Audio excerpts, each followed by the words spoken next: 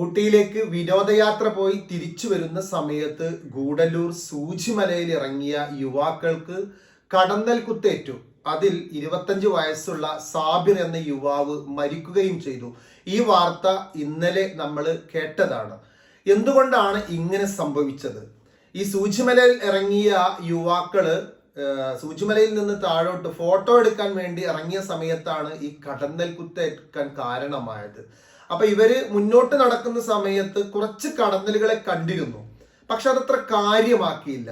പക്ഷെ വീണ്ടും കുറച്ച് മുന്നോട്ട് പോയപ്പോൾ കടന്നലുകൾ കൂട്ടമായി വന്നിട്ട് ഇവരെ ആക്രമിക്കുകയാണ് ചെയ്തത്. അപ്പൊ ഈ ആക്രമിക്കുന്ന സമയത്ത് സാബിർ എന്ത് ചെയ്തു? ഷർട്ട് ഊരിയിട്ട് ഇവർക്ക് നേരെ വീശി. അതൊരിക്കലും ചെയ്യാൻ പാടില്ലാത്തൊരു കാര്യമാണ്.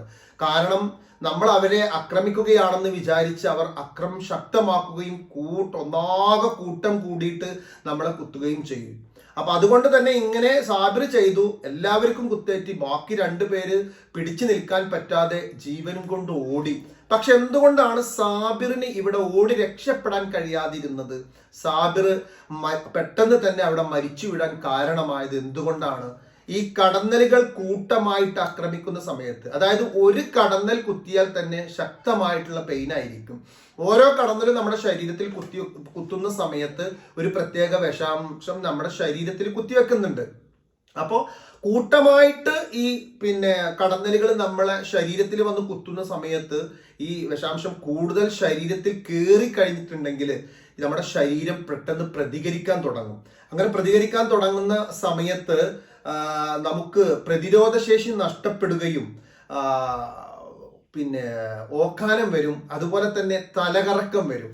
അങ്ങനെ ഓക്കാനും തലകറക്കൊക്കെ വന്നിട്ട് നമ്മുടെ പ്രതിരോധ ശേഷി പൂർണ്ണമായി നഷ്ടപ്പെട്ടുകൊണ്ട് ഇരിക്കുന്ന ഒരു അവസ്ഥയിലേക്ക് നീങ്ങി കഴിഞ്ഞിട്ടുണ്ടെങ്കിൽ രക്തസമ്മർദ്ദം കൂടുകയും പിന്നെ ഈ ആൾക്ക് പിടിച്ചു നിൽക്കാൻ കഴിയില്ല. പിടിച്ചു നിൽക്കാൻ പറ്റാത്തൊരവസ്ഥ വരുമ്പോൾ പിന്നെ നമുക്ക് പ്രതികരിക്കുവാനോ വീശുവാനോ ഒന്നും കഴിയില്ല. ഈ ആളവിടെ വീഴുകയാണ് ചെയ്യുക. വീണ് കഴിഞ്ഞാൽ ഇവര് തുരുതുരാ കുത്തിക്കൊണ്ടിരിക്കും. പിന്നെ പൊടുന്നനെ മരണത്തിന് കീഴ്പ്പെടുകയാണ് ചെയ്യുക. നമ്മുടെ പ്രിയപ്പെട്ട സാബിറിനും ഇത് തന്നെയാണ് ഇവിടെ സംഭവിച്ചത്. കാരണം കൂടെയുള്ള ആളുകൾ ഷർട്ട് ഊരി വീശുവാനൊന്നും നിന്നില്ല. അവർ കുത്തുകൊണ്ടപ്പോൾ ഓടി.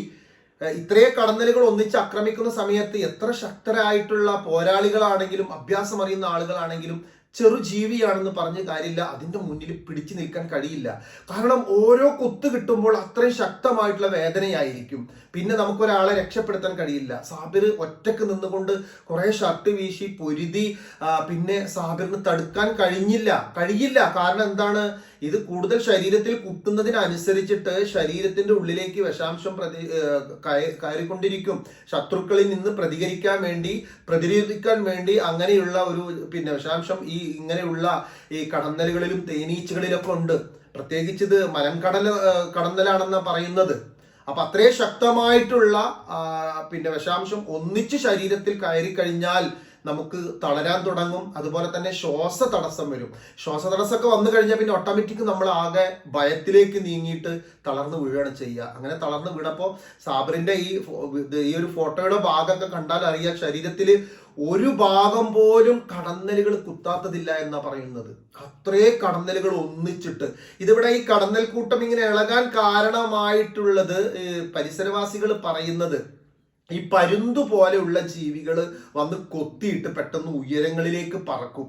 അപ്പൊ ഉയരങ്ങളിലേക്ക് പറന്നു കഴിഞ്ഞിട്ടുണ്ടെങ്കിൽ അതിന്റെ കൂടെ പോകാൻ ഈ തേനീച്ചകൾക്ക് കഴിയില്ല. അപ്പൊ അതുകൊണ്ട് തന്നെ അവരവിടെ ഇങ്ങനെ പറന്ന് നടക്കുന്ന സമയത്ത് ആ ഒരു അവസ്ഥയിലേക്കാണ് ഈ സ്നേഹിതന്മാർ ഇവരെല്ലാം 3 ആളും കൂടിയിട്ട് അങ്ങോട്ട് ഫോട്ടോ എടുക്കാനും മറ്റുമായിട്ട് ഇറങ്ങിച്ചെന്നത്. അപ്പൊ പിന്നെ കിട്ടിയ ചാൻസ് വെച്ചിട്ട് കുറച്ച് തേനീച്ചകൾ വന്നു. അപ്പൊ അത് കാര്യമാക്കാതെ മുന്നോട്ട് പോയപ്പോൾ കൂടുതൽ തേനീച്ചകൾ വരികയാണ് ചെയ്തത്. അപ്പൊ അതില് നമ്മുടെ അറിവില്ലായ്മ കൊണ്ടായിരിക്കാം. കാരണം നമുക്ക് ഇത്രയും പരിചയങ്ങളൊന്നും ഇല്ലല്ലോ. അപ്പൊ അതുകൊണ്ട് ഷർട്ട് ഊരിയിട്ട് രക്ഷപ്പെടാൻ വേണ്ടി വീശിയതാ. പക്ഷെ പെട്ടെന്ന് ഇതിന്റെ അക്രമം കൂടി, ശരീരം തളർന്നു, സാബിർ അവിടെ വീണു. അതുകൊണ്ടാണ് സാബിർ മരണത്തിന് കീഴ്പ്പെട്ടത്. അള്ളാഹു സാബിർ എന്ന് പറയുന്ന 25 വയസ്സുള്ള പൊന്നുമോൾക്ക് സ്വർഗം നൽകി അനുഗ്രഹിക്കുമാറാകട്ടെ. ഇങ്ങനെയുള്ള ഓരോ വാർത്തകളൊക്കെ കാണുമ്പോൾ നമുക്ക് ഭയങ്കര വിഷമമാണ്. കാരണം നമ്മളും നമ്മുടെ മക്കളൊക്കെ ഇതുപോലെ ടൂറ് പോകുന്നവരാണ്. 1-2 ദിവസത്തിന്. ഇവരറിയുന്നില്ല ഇങ്ങനെയുള്ള അപകടങ്ങളൊന്നും പതിയിരിക്കുന്നത്. നമ്മളാണെങ്കിലും അത് തിരിച്ചറിയാൻ കഴിയില്ല. പക്ഷേ എന്താണെങ്കിലും നമ്മൾ അറിയാത്തൊരു പ്രദേശത്തിലേക്ക് പോകുമ്പോൾ ഇത്രയും സാഹസികതക്കൊക്കെ നമ്മൾ മുതിരുന്ന സമയത്ത് ഇതുപോലുള്ള എന്തെങ്കിലും ഇഴജന്തുക്കളോ അല്ലെങ്കിൽ മറ്റു എന്തെങ്കിലും അപകടങ്ങൾ ഉണ്ട് എന്നുള്ളൊരു സൂചന കിട്ടുമ്പോൾ നമ്മളത് വളരെയധികം ശ്രദ്ധിക്കണം. ഇവിടെ ഒരു രീതിയിലും ശ്രദ്ധിക്കാൻ കഴിയാത്തൊരവസ്ഥയായിരുന്നു. കാരണം വളരെ സന്തോഷത്തോടു കൂടി അവർ ഈ പാട്ടൊക്കെ പാടിയിട്ട് പോകുന്ന യാത്ര കണ്ടാൽ അറിയാം. വളരെ സന്തോഷത്തോടു കൂടി വളരെ നല്ല 3 യുവാക്കളാണ്. അവർ ഊട്ടിയിൽ പോയി തിരിച്ചു വരുമ്പോൾ ജസ്റ്റ് അവിടെ ഗൂഡല്ലൂരിൽ എത്തിയപ്പോൾ സൂചിമലയിൽ ഒന്ന് ഇറങ്ങി ഒന്ന് ഫോട്ടോ ഒക്കെ എടുക്കാൻ ശ്രമിച്ചതായിരിക്കാം. മാത്രമല്ല ഈ സാബിർ എന്ന് പറയുന്ന ഈ യുവാവ് ആഴ്ചകൾക്ക് മുന്നെയാണ് വിദേശത്ത് നിന്ന് വന്നത്. വിവാഹം പോലും കഴിച്ചിട്ടില്ല. വിവാഹം അന്വേഷിച്ചു കൊണ്ടിരിക്കുകയാണ്. തന്റെ ഉപ്പയെ കണ്ടിട്ട് 4 വർഷമായി എന്ന് പറയുന്നു. ഉപ്പയും വിദേശത്താണ്. ആ ഉപ്പ ഇവിടെ എത്തിയിട്ടുണ്ടായിരിക്കുക ഈ സാബിറിന്റെ ചലനമറ്റ് കിടക്കുന്ന ഒരു ശരീരം, അതും കാണാൻ പറ്റാത്തൊരവസ്ഥയിലാണ്. അത്രേ കടന്നലുകൾ കുത്തിയിട്ട് വല്ലാതെ വേദന സഹിച്ചിട്ടാണ് പാവം സാബിർ ഈ ലോകത്തിനോട് വിട പറഞ്ഞിട്ടുള്ളത്. പടച്ചറബ് സ്വർഗത്തിൽ ഉന്നതമായ സ്ഥാനം നൽകി അനുഗ്രഹിക്കുമാറാകട്ടെ. നമുക്ക് പ്രാർത്ഥിക്കുവാനേ കഴിയുള്ളൂ. അതിൻ്റെ അപ്പുറം നമ്മുടെ അടുത്ത് യാതൊരു സഹായമില്ല. കുടുംബത്തിന് ക്ഷമ കിട്ടുമാറാകട്ടെ. എന്താണെങ്കിലും ഇതുപോലുള്ള അക്രമങ്ങൾ ഇനിയെങ്കിലും ഉണ്ടാകുമ്പോൾ കഴിവിന്റെ പരമാവധി ഓടി രക്ഷപ്പെടുക എന്നല്ലാതെ നമ്മൾ അവിടെ ഷർട്ട് എടുത്ത് വീശുവാനോ അതല്ലെങ്കിൽ കല്ലെടുത്ത് എറിയുവാനോ അല്ലെങ്കിൽ ഒരു വടി പൊട്ടിച്ചടിക്കുവാനോ നിൽക്കരുത്. കാരണം നല്ല ശക്തമായിട്ടുള്ള തീ കത്തിച്ചിട്ട് ഇവരെ പ്രതിരോധിക്കുക എന്നല്ലാതെ ഇതിന്റെ മുന്നിൽ യാതൊരു മാർഗവും ഇല്ല. പിന്നെ ആ രീതിയിൽ സേഫ്റ്റി ആയിട്ട് കടന്നലൂടെ കുത്തേൽക്കാതെ അല്ലെങ്കിൽ കൊള്ളാതിരിക്കാൻ പറ്റുന്ന ഡ്രസ്സുകളും കാര്യങ്ങളൊക്കെ ഉണ്ട്. അത് പ്രത്യേകമായിട്ട് തിരഞ്ഞെടുക്കാൻ പോകുന്നവരോ അല്ലെങ്കിൽ ആ രീതിയിൽ പോകുന്നവരോ അടുത്തല്ലേ ഉണ്ടാവുക. നമ്മളൊക്കെ ടൂർ പോകുമ്പോൾ മിക്കവാറും ടീഷർട്ടോ അല്ലെങ്കിൽ എന്തെങ്കിലും ഒരു ചെറിയ സിമ്പിൾ ആയിട്ടുള്ള ഡ്രസ്സൊക്കെ ഇട്ടായിരിക്കും പോവുക. പക്ഷെ അതിന്റെ മുന്നിലൊന്നും ഇത്രയും ആക്രമങ്ങളെ തടഞ്ഞു നിർത്താൻ നമ്മളെ കൊണ്ട് കഴിയില്ല. അതിനപ്പുറം ടൂർ പോകുന്നവർ നമ്മളെല്ലാവരും ശ്രദ്ധിക്കേണ്ട ഒരു കാര്യം, അങ്ങോട്ട് പ്രവേശിക്കരുത് എന്ന് പറഞ്ഞാൽ അങ്ങോട്ട് പ്രവേശിക്കരുത്. പലപ്പോഴും ബോർഡ് വെച്ചിട്ടുണ്ടായിരിക്കും. ഇവരുടെ കാര്യത്തിലല്ല കേട്ടോ. സാധാരണ ചില ബോർഡ് വെച്ച സ്ഥലങ്ങൾ നിയമപാലകർ കാണാതെ ചാടി മറിഞ്ഞിട്ട് പുഴയിൽ ഇറങ്ങരുതെന്ന് പറഞ്ഞ് ഇറങ്ങാൻ ശ്രമിക്കുന്നവരുണ്ട്. ഇവിടെ നീന്തരുതെന്ന് പറഞ്ഞ് അവിടെ തന്നെ നീന്തുന്നവരുണ്ട്. ഏതാണെങ്കിലും ഇങ്ങനെ ഒരു വിനോദയാത്ര പോയി ഇങ്ങനെ ഒരു മരണം നമ്മുടെ മുന്നിൽ വന്നപ്പോൾ അതുകൂടി ഓർമ്മപ്പെടുത്തുന്നു എന്ന് മാത്രം. അത്രേ കാര്യങ്ങൾ സാഹസികതക്ക് നമ്മൾ മുതിർന്നിട്ടുണ്ട് എങ്കിൽ നമ്മുടെ വിലപ്പെട്ട ജീവനാണ് നഷ്ടപ്പെടുക.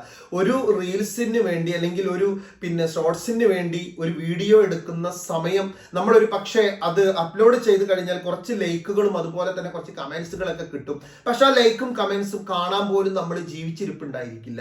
ആ രീതിയിലാണ് കുറച്ചു മുന്നേ നമ്മൾ കണ്ടിട്ടുണ്ട്. മലഞ്ചെരുവിൽ നിന്നിട്ട് വീഡിയോ എടുക്കുന്ന സമയത്ത് കാല് വഴുതിയിട്ട് താഴെ വീണതും മരണത്തിലേക്ക് പോയതും. അങ്ങനെ ഒരുപാട് കുറച്ചു മുന്നേ ഒരു ഡോക്ടർ പുഴയിൽ ചാടിയിട്ട് റീൽസ് എടുക്കുന്ന സമയത്ത് പിന്നീട് ആ പുഴയിൽ നിന്ന് പൊങ്ങി വരാതെ എവിടെയോ പോയിട്ട് മരിച്ച് ആ ശരീരം പൊന്തിയത്. ഇതൊക്കെ നമ്മൾ കേട്ട വാർത്തകളാണ്, കണ്ടതാണ്.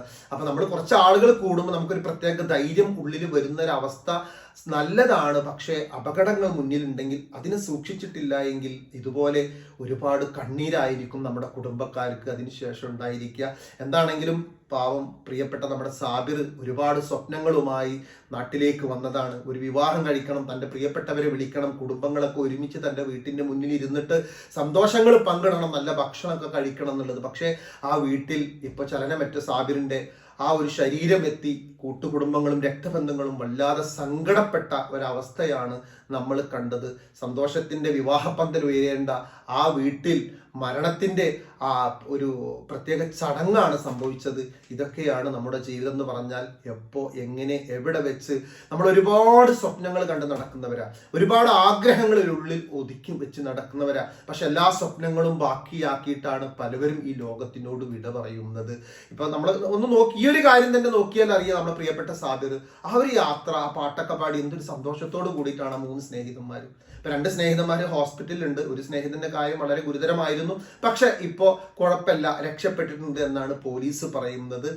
ഈ കടന്നൽ കുത്ത് എന്ന് പറഞ്ഞാൽ സഹിക്കാൻ കഴിയില്ല. കാരണം ഞാനിതൊരിക്കൽ ഏറ്റൊരു വ്യക്തിയാണ്. നമ്മുടെ വീടിന്റെ പിറകിൽ ചെറുതായിട്ടൊരു പൊന്ത ഒരു ഇത് വെട്ടുന്ന സമയത്ത് അതിൽ നിന്ന് 1-2 കടന്നലുകൾ വന്ന് ഞാൻ ഓടിയ ഓട്ടം, എന്നിട്ട് പോലും എന്നെ പിടിച്ചിട്ട് കുത്തി. അതിന്റെ വേദന എത്രയെന്ന് ശരിക്കും അനുഭവിച്ചൊരു വ്യക്തിയാണ് ഞാൻ. അതുകൊണ്ട് തന്നെ ഇത്രേ ആയിരക്കണക്കിന് കടന്നലുകൾ കൂട്ടമായിട്ടാണ് കുത്താൻ തുടങ്ങിയാൽ നിമിഷ നേരം കൊണ്ട് നമ്മൾ തളർന്നു വീഴും. കാരണം നമ്മുടെ ബോഡി പ്രതികരിക്കാൻ തുടങ്ങും ഈ കുത്തിന്.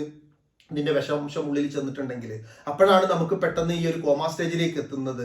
അതുപോലെ ശ്വാസതടസ്സം വരും, പിന്നെ നമുക്ക് തളർച്ച വരും, പിന്നെ നമുക്ക് പിടിച്ചു നിൽക്കാൻ കഴിയില്ല, പിന്നെ നമ്മൾ വീശുമില്ല തടയുമില്ല. പിന്നെ വീണ് കഴിഞ്ഞാൽ അവർ തുരുതുര അവരുടെ ദേഷ്യം തീരുന്നത് വരെ, അതല്ലെങ്കിൽ ഈ ഒരു മുന്നിൽ അവരെ ബുദ്ധിമുട്ടിക്കാൻ വേണ്ടി വന്ന ഒരു ശത്രുവാണ് ഈ കടന്നലുകൾക്ക്. അവരെ മുന്നിൽ വരുന്ന ഏത് ജീവിയാണെങ്കിലും മനുഷ്യനാണെങ്കിലും. അപ്പൊ അവരെ എത്രത്തോളം ആക്രമിക്കാൻ പറ്റുമോ അല്ലെങ്കിൽ എത്രത്തോളം ആ കടന്നലുകൾക്ക് പ്രതികരിക്കാൻ പറ്റുമോ അവരെ ശല്യം ചെയ്യാതിരിക്കാൻ ആ രീതിയിലൊക്കെ അവർ പ്രതികരിച്ചു കൊണ്ടിരിക്കും. അതാണ് ഇവിടെ സംഭവിച്ചിട്ടുള്ളത്. എന്താണെങ്കിലും നമുക്ക് പ്രാർത്ഥിക്കാം ആ പ്രിയപ്പെട്ട പൊന്നുമോൾക്ക് സ്വർഗം കിട്ടാൻ വേണ്ടിയിട്ട്, മാതാപിതാക്കൾക്ക് ക്ഷമ കിട്ടാൻ വേണ്ടിയിട്ട്. അതിനപ്പുറം നമ്മുടെ കയ്യിൽ യാതൊരു ആയുധവുമില്ല. അള്ളാഹു സ്വർഗം നൽകി അനുഗ്രഹിക്കട്ടെ. ഉന്നതമായ സ്ഥാനം അവർക്കൊക്കെ പിന്നെ അവരുടെ കൂട്ടുകുടുംബങ്ങളിൽ നിന്ന് നമ്മുടെ കുടുംബങ്ങളിൽ നിന്നൊക്കെ മരിച്ച ഒരുപാട് പേരുണ്ട്. അവർക്കൊക്കെ അള്ളാഹു ഉന്നതമായ സ്ഥാനം സ്വർഗത്തിൽ നൽകി അനുഗ്രഹിക്കട്ടെ. അറിഞ്ഞും അറിയാതെയും ചെയ്തു പോയ ഒരുപാട് തെറ്റുകൾ ഉണ്ടായേക്കാം. ആ തെറ്റുകളൊക്കെ മാപ്പാക്കി അവരെ അള്ളാഹു പരിപൂർണ്ണ തൃപ്തിയോടുകൂടി സ്വീകരിക്കുമാറാകട്ടെ. അവരുടെ കുടുംബത്തിന് ക്ഷമ നൽകി അനുഗ്രഹിക്കുമാറാകട്ടെ. ആമീൻ. അസ്സലാമു അലൈക്കും വറഹ്മത്തുള്ളാഹി വബറകാതുഹു.